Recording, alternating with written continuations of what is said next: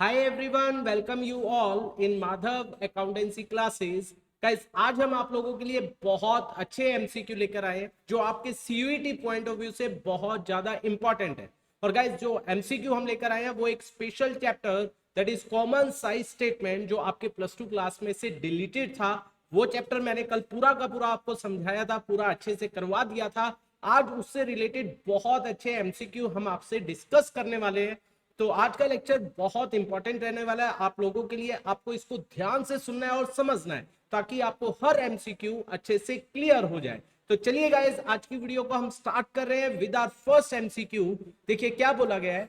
If revenue from operation दिया हुआ है ₹25 lakh, then match the following. आपको मैच करना है।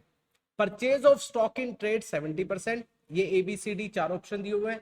Other expense 12%, change in inventory -6%, profit before tax ये दिया हुआ है। ठीक है, तो देखिए सबसे पहले 70% purchase of stock in trade है, तो 70% किसका हो 25 लाख, तो ये आ जाएगा कितना 5, ये आ जाएगा 17,17,50,000, तो ये इसका आंसर आ जाएगा डी। ठीक है, उसके बाद आगे चलते हैं। 12% अदर एक्सपेंस है, तो इसका 12% that would B 60, 24, 30, that would B 3 lakh, तो इसका आ जाएगा ए। ठीक है गाइस, उसके बाद चेंज इन इन्वेंट्री माइनस में है तो ब्रैकेट में आएगा 6%, तो यहां से आ ही रहा है 1,50,000, लेकिन कैलकुलेट कर लेंगे 25 लाख का 6% अगेन यही आता है, बी आ जाएगा माइनस के 1,50,000। और रह कौन गया गाइस, केवल ये आ गया बी, ये आ गया DAB, और इसका आंसर आ जाएगा सी। तो आप करके भी देखोगे, इन सबको क्या करोगे प्लस माइनस करोगे तो आपका यही प्रॉफिट बिफोर टैक्स जो आएगा वो 6 लाख आएगा। ठीक है गाइस, तो ये आपका फर्स्ट आंसर हो गया। आई होप ये बात आपको समझ आई होगी। आगे देखिए, बहुत ध्यान से आपको समझना है, आज का लेक्चर बहुत इंपॉर्टेंट है। Main objective of common size statement is, क्या ऑब्जेक्टिव होता है कॉमन साइज स्टेटमेंट का, to present the change in various item, बिल्कुल सही। To provide for a common base for comparison, बिल्कुल सही। To establish relation between various items, बिल्कुल सही। All of the above, yes guys, all of the above your answer. ठीक है guys, ये उसका ऑब्जेक्टिव होता है। उसके बाद आगे चलते हैं। Main objective of common size balance sheet, balance sheet की बात की गई है। To establish relation between revenue from operation and other item of statement of profit and loss, नहीं गाइस, क्योंकि हम बैलेंस शीट की बात कर रहे हैं। To present the change in assets and liability, बिल्कुल सही, ये सही नजर आ रहा है। To present the change in various item of income and expense, नहीं गाइस। उसके बाद ऑल ऑफ द अबव, नहीं। ठीक है गाइस, तो आंसर इज योर बी। ठीक है, आपको बहुत ध्यान से पढ़ना है, क्या बात आपसे पूछी गई है। इसके बाद आप बताइए गाइस, और आपको मेरे से पहले आंसर करना है क्योंकि अगर आपने लेक्चर कल का देख लिया तो आप आंसर कर पाओगे। ठीक है, common size statements are prepare की जाती है in the form of ratio, ratio की फॉर्म में तो नहीं होती है। In the form of percentage, yes guys, B. In both of the above, नहीं गाइस, दोनों नहीं आएंगे। नन ऑफ द अबव, नहीं, तो आंसर इज योर बी। ठीक है गाइस, आगे चलते हैं। इसके बाद main objective of common size statement of profit and loss की बात की गई। To present change in assets and liability, नहीं guys, statement of profit and loss में तो क्या होता है रेवेन्यू फ्रॉम ऑपरेशन और एक्सपेंस। टू जज द फाइनेंशियल साउंडनेस, मतलब फाइनेंशियल पोजीशन, मतलब एसेट लाइबिलिटी कैपिटल, नहीं guys. To establish relation between the revenue from operation and other item of statement of profit and loss, बिल्कुल सही। All of the above, नहीं, तो सी is your answer. ठीक है guys, आगे चलते हैं। इसके बाद in the statement of profit and loss of a common size statement, अगर हम किसकी बात कर रहे हैं, प्रॉफिट एंड लॉस की बात कर रहे हैं। Figures of net revenue from operation is assume to be equal to 100, yes. आप नेट रिवेन्यू को या नेट सेल को आप क्या लेते हो 100। Figure of gross profit is assume to be equal to 100, नहीं। Figure of net profit is assume to be equal to 100, नहीं। Figure of asset is assume to be equal to 100, नहीं, तो answer is your ए। ठीक है guys, आगे चलते हैं। इसके बाद in the balance sheet of a common size statement, balance sheet की बात करें। Figures of share capital is assume to be 100, नहीं गाइस, बताओ क्या होता है, जो टोटल एसेट होता है या टोटल लाइबिलिटी उसको 100 लिया जाता है। Figures of current liability is assume to be 100, नहीं। फिगर्स ऑफ फिक्स्ड एसेट, नहीं। और figures of total asset is assume to be 100, yes, तो D is your answer. Guys ये बातें आपको ध्यान रखनी है क्योंकि मैंने कल ये सारी बातें आप लोगों से डिस्कस की थी, और जिन्होंने देखी होगी वीडियो कल की, ये सब आंसर आप इजिली कर पा रहे होंगे। चलिए गाइस, आगे चलते हैं। If total asset of a firm, जो टोटल एसेट है फर्म की, दैट इज 8,20,000, ठीक है, that is total asset. and fixed asset are 5,90,400. What will be the percentage of current asset on total asset? तो current asset क्या होगी guys? Total asset में से फिक्स एसेट को माइनस करेंगे 820 माइनस 590 तो ये आ जाएगा 2,29,600. आई थिंक यही आना चाहिए. ठीक है गाइस, चेक कर लेना एक बार.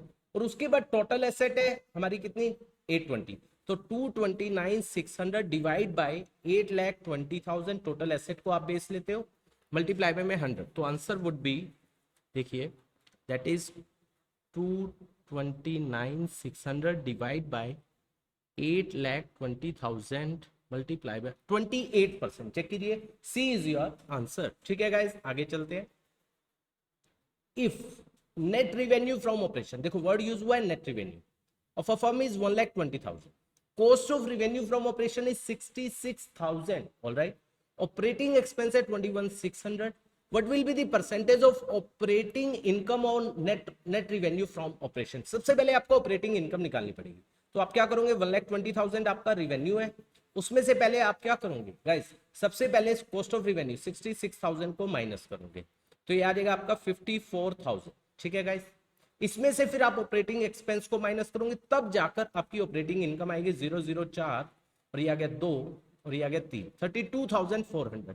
अब 32,400 को डिवाइड करेंगे किससे, डिवाइड करेंगे 1,20,000 क्योंकि नेट रिवेन्यू फ्रॉम ऑपरेशन को हम बेस लेते हैं मल्टीप्लाई बाय में 100. तो ये आ जाएगा that would be 32,400 divide by 1,20,000 that is 27%. Check कीजिए, डी इज योर आंसर. चलिए गाइस आगे चलते हैं. इसके बाद main objective of trend analysis. सबसे पहले गाइस यहां पर मैं बहुत इंपॉर्टेंट बात बताने वाला हूं. ट्रेंड एनालिसिस, मैंने ये बात भी की थी कि जो कंपैरेटिव स्टेटमेंट होता है, जब एक साल को पिछले सालों के साथ कंपेयर किया जाता है तो उससे हमें ट्रेंड पता चलते हैं. तो ट्रेंड एनालिसिस क्या होता है मैं यहां पर बताने वाला हूं, बहुत इंपॉर्टेंट है. हम क्या करते हैं, मान लीजिए हमने 5 साल का डेटा ले लिया, first year, second year, third year, fourth year, fifth year. तो जब हम एक साल को, मान लीजिए हमने इसको बेस ले लिया, ठीक है, इसको बेस लेकर हम इनको कंपेयर करवाएंगे. मान लीजिए ये 100 है, ये 110 है, ये 120 है, 130 है, 140. हम इसकी परसेंटेज निकालते हैं. देखो 100 बेस क्या, हमने 100 लिया मल्टीप्लाई में 100, ये कितना आ गया 100%. ठीक है, ये हो गया कितना 110, बेस क्या लिया 100 जो पिछले साल का, मल्टीप्लाई में 100, ये आ गया 110%. फिर आ जाएगा 120%, फिर आ जाएगा 130%, 140%. तो इसे बोला जाता है ट्रेंड एनालिसिस. जब हम एक साल को, सबसे पहले साल को बेस लेकर उसके साथ हम कंपेयर करते हैं तो उससे हमें ट्रेंड का पता चलता है और उसे ट्रेंड एनालिसिस बोला जाता है. तो अगेन ये हॉरिजॉन्टल एनालिसिस ही है क्योंकि हम एक साल को पिछले सालों के साथ कंपेयर कर रहे हैं to make comparative study of financial statement of for a number of year. बिल्कुल सही. देखो हम बहुत सारे नंबर ऑफ ईयर्स को कंपेयर कर रहे हैं to indicate the direction of movement. Movement बता रहा है कि किस डायरेक्शन में मूवमेंट हो रही है, बढ़ रही है, कम हो रही है. देखो यहां से पता चल रही है बढ़ रही है. To help the forecast of various item. अब 140 हुआ है तो आप फोरकास्ट कर पाओगे कि अगले साल क्या होने वाला है, 150 इजिली कर पाओगे. All of the above. तो answer is your D, all of the above. तो आप इसको परसेंटेज में निकालते हो, ये बात आपको ध्यान रखनी है. आगे चलते हैं. What will be the trend percentage, percentage निकालना है. If the inventory of the firm is 2 lakh, 2 lakh 40, 3 lakh and 4 lakh. देखो 2 लाख, 2 लाख 40, उसके बाद 3 लाख एंड 4 लाख. तो आपने बेस किसको लेना है, सबसे पहले वाले साल. तो 2 लाख ओवर 2 लाख मल्टीप्लाई में 100 दैट वुड बी 100%. ठीक है, उसके बाद 2 lakh 40 divide by 2 lakh multiply में 100 दैट वुड बी कितना आ जाएगा 120%. चेक करो इसमें से कोई है, yes, C is your option. और तो बाकी है ही नहीं. 100, 120, 150 एंड 200%, ये आपका आंसर आ जाएगा. ठीक है गाइस, आगे चलते हैं. एजर्शन रीजन के क्वेश्चन आ रहे हैं. Common size statement of profit and loss is a vertical analysis. बिल्कुल सही. Of item of revenue and expense. In common size statement of profit and loss revenue from operation को हम 100 लेते हैं and all other item of revenue and expenses are expressed as a percentage of revenue from operation. बिल्कुल सही. तो इसका मतलब reason, assertion और रीजन दोनों ट्रू है, करेक्ट है. और रीजन इसकी करेक्ट क्या है जो हमने यहां पर बात की, एक्सप्लेनेशन ऑफ ए. तो ए इज योर आंसर. ठीक है गाइस, आगे चलते हैं. इसके बाद common size balance sheet is a horizontal analysis. नहीं guys, in common size balance sheet total of the asset is taken as 100, बिल्कुल सही, and all other item of asset liability and shareholder funds are expressed as a percentage of total asset, बिल्कुल सही। मतलब assertion तो गलत है, reason इसका सही है। तो असर्शन देखिए ए इज, ये तो गलती हो गई क्योंकि दोनों ट्रू बता रहे हैं, वो दोनों गलत है, नहीं गाइस, ए इज फॉल्स, ए गलत है और बी जो आर है उसका ट्रू है, ठीक है गाइस। इसके बाद आगे चलते हैं। In common size statement each item is expressed, common size statement में हर आइटम को एक्सप्रेस करते हैं as a percentage of common base, बिल्कुल सही। Common size statement are prepared both in the form of percentage and ratio, नहीं ratio की फॉर्म में नहीं होता है, परसेंटेज। तो इसका मतलब ए सही है, आर क्या है, गलत। दोनों करेक्ट है, नहीं नहीं, ओनली ए इज करेक्ट, बिल्कुल सही, आर गलत है, both A and R wrong, ये नहीं। तो सी इज योर ऑप्शन, ठीक है गाइस। आगे चलते हैं, that is your last MCQ. In a common size statement of profit and loss, figure of revenue from operation, revenue from operation को is assume to be 100, हम 100 लेते हैं, बिल्कुल सही।